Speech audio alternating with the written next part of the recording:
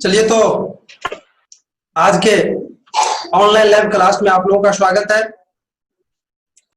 कि हमने पिछले क्लास में इकोनॉमिक्स के पहला इकाई का कुछ हिस्सा को पढ़ाए थे और आज शेष भाग हम पढ़ाएंगे। आपको ये भी मालूम होगा कि हमने पिछले क्लास में जो लास्ट पॉइंट पढ़ा रहे थे वो था बिहार के पिछड़ेपन को दूर करने का उपाय। बिहार के पिछड़ेपन को दूर करने के जो प्रमुख उपाय था उसमें से हम 4 को लिखा दिए थे और शेष आज लिखाएंगे। शेष होगा आज 5वां होगा उद्योगों का विकास।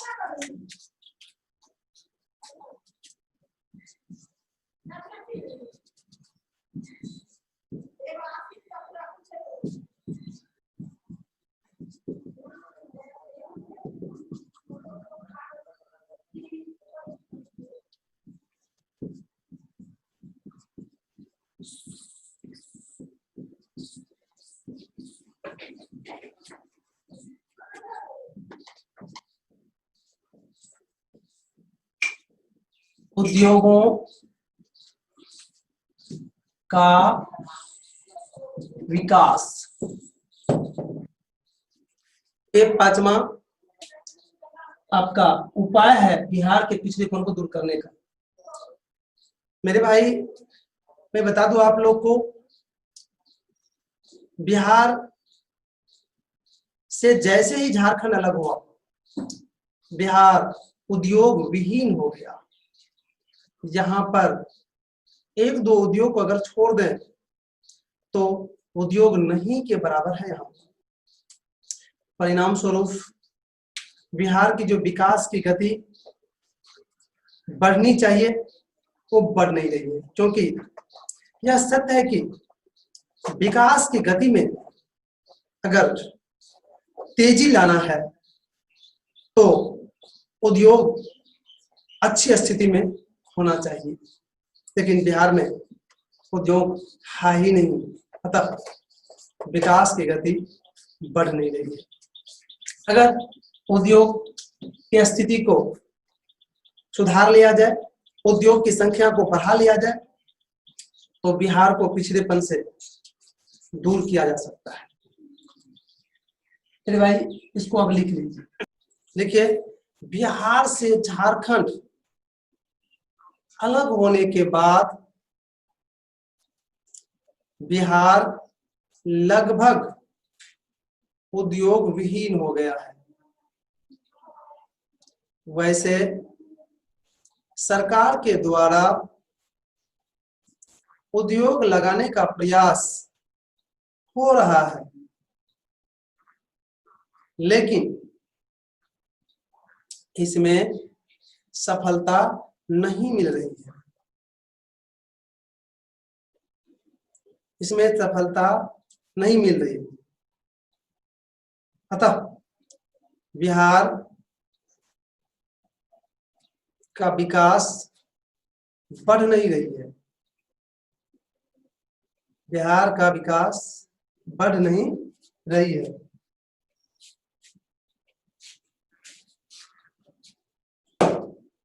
इसके लिए उद्योग का विकास आवश्यक है। अब बिहार के पिछड़ेपन को दूर करने का जो प्रमुख उपाय है उसमें से 5वां उपाय है आपका स्वच्छ तथा ईमानदार प्रशासन।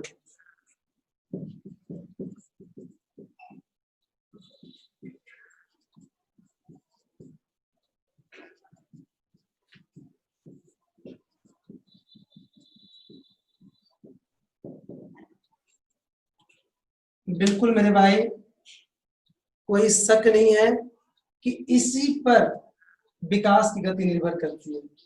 स्वच्छ था, साफ सुथरा और ईमानदार अगर प्रशासन हो तो विकास का गति निश्चित रूप से बढ़ेगी,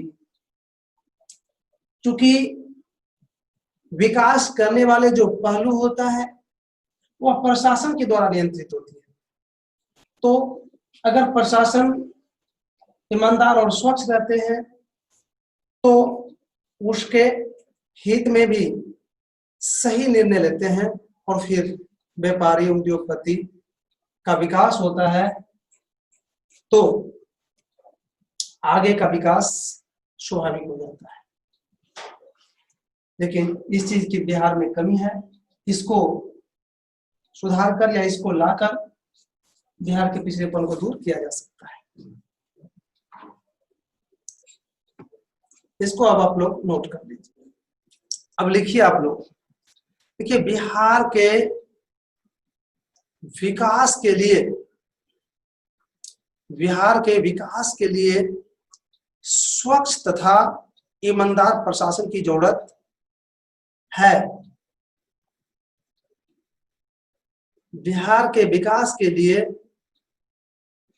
स्वच्छ तथा ईमानदार प्रशासन की जरूरत है।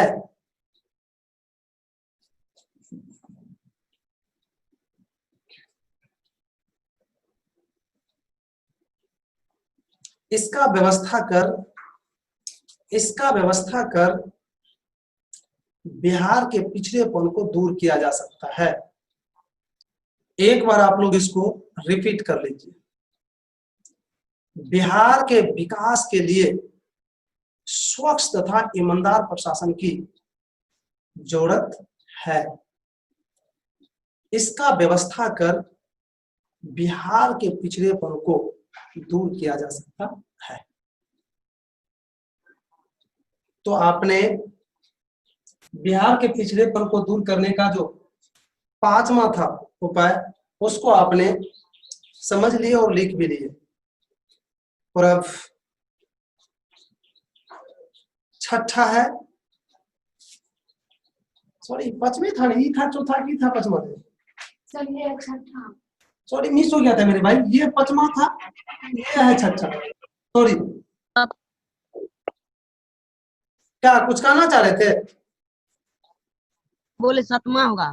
हाँ अब 7वां होगा, वही मिस हो गया था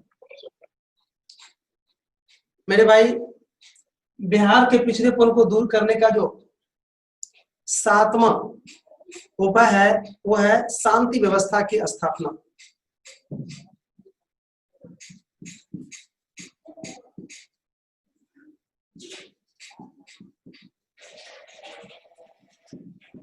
सर केंद्र सरकार की सहायता है। बिहार के पिछड़ेपन को दूर करने का 7वां उपाय शांति व्यवस्था की स्थापना है। मेरे भाई, किसी भी स्थान, किसी भी देश, किसी भी राज्य के विकास के लिए शांति की अति आवश्यक होती है। शांति व्यवस्था अगर कायम रहती है तो वहां पर सबसे पहले व्यापारी निर्भीक होकर कार्य करते हैं, साथ ही साथ दूर दूर से व्यापारी भी आते हैं। वहीं जब शांति व्यवस्था नहीं रहती है, अशांत का माहौल रहता है, तो वहां व्यापारी नहीं आ पाते हैं, या आते भी हैं तो निर्भीक होकर कार्य नहीं करते हैं, और फिर वहां की विकास की गति नहीं बढ़ पाती है, क्योंकि विकास की गति को बढ़ाने में बहुत हद तक व्यापारियों का हाथ होता है। अब हम लोग 8वां जो पॉइंट था वो लिखाने जा रहे हैं। दोनों एक ही जगह। महाराज दोनों एक ही जगह कैसे हो जाएगा? उद्योग था पहले वाला, यही था स्वच्छता, दोनों एक ही जगह हो, दोनों कैसे एक जगह हो जाएगा? यहाँ बच्चे पढ़ रहा है तो कैसे हो गया दोनों एक जगह? झूठों से तबाह करते रहते हैं आप लोग। उद्योगों की विकास था, उसमें बिहार झारखंड बड़ा था, इसमें स्वच्छ चला था कि स्वच्छ ईमानदार प्रशासन की यह तो दोनों एक ही जगह से पैसे बता। सर शांति व्यवस्था की स्थापना, स्वच्छ एवं ईमानदार प्रशासन, ये दोनों में एक नहीं। हाँ तो दोनों एक है ना, है अलग अलग थोड़े है। अरे ये वो पॉइंट है, इसमें लिखा है वही 2-3 लाइन।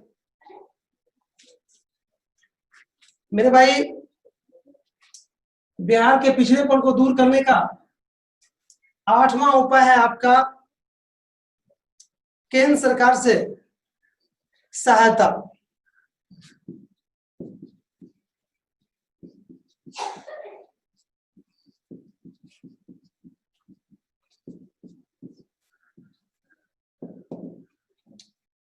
आप लोग को मालूम होगा कि हर राज्य को केंद्र सरकार से सहायता मिलती है, लेकिन वो एक सीमित दायरा होता है, एक खास रूल नियम के तहत उसको मिलता है। लेकिन कुछ पिछड़े हुए राज्य जो हैं उसको विशेष राज्य का दर्जा देकर केंद्र सरकार ने उसको विशेष पैकेज देते हैं। लेकिन जैसे कि जम्मू कश्मीर, उसको विशेष राज्य का दर्जा मिला हुआ है और उसको विकास करने के लिए विशेष सहायता मिलती है केंद्र सरकार से। लेकिन बिहार पिछड़ा हुआ है, लेकिन जो भी पॉलिटिकल व्यवस्था हो उसके कारण से आज तक बिहार को विशेष राज्य का दर्जा नहीं मिला है। लेकिन विशेष राज्य के दर्जा के बिल्कुल ही हकदार है। मैंने पिछले क्लास में चर्चा भी किए थे कि माननीय मुख्यमंत्री नीतीश कुमार ने इस पर बहुत दिन से प्रयास कर रहे हैं, लेकिन सफलता उसे नहीं मिली है।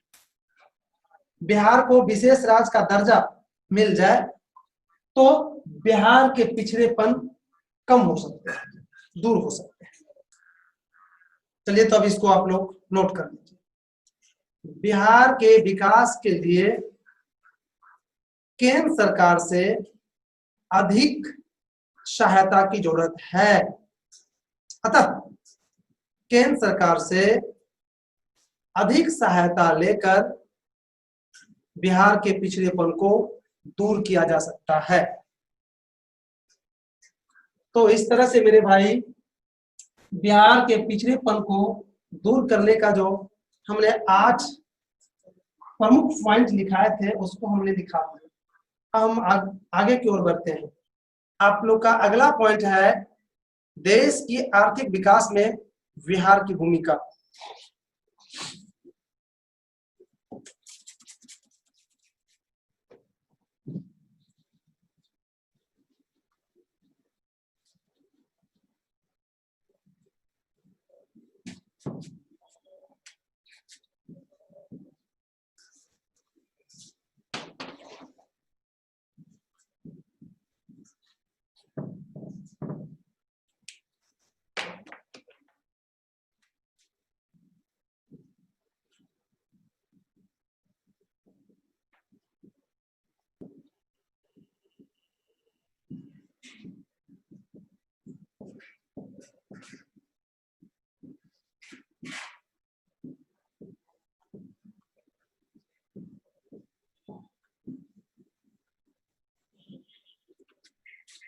इसको लिख लो मेरे भाई। देश के आर्थिक विकास में बिहार की भूमिका।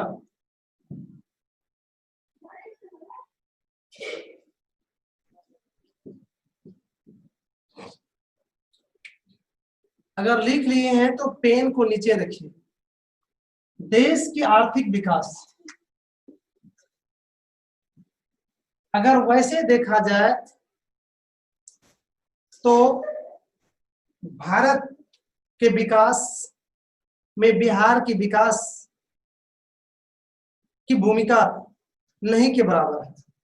लेकिन जब मानवीय शक्ति, श्रम शक्ति और संसाधन के दृष्टि से देखा जाता है तो स्पष्ट होता है कि भारत के विकास में बिहार की भूमिका है, क्योंकि भारत के कोई भी ऐसे विकास के क्षेत्र नहीं है जहां बिहारी श्रमिक नहीं है।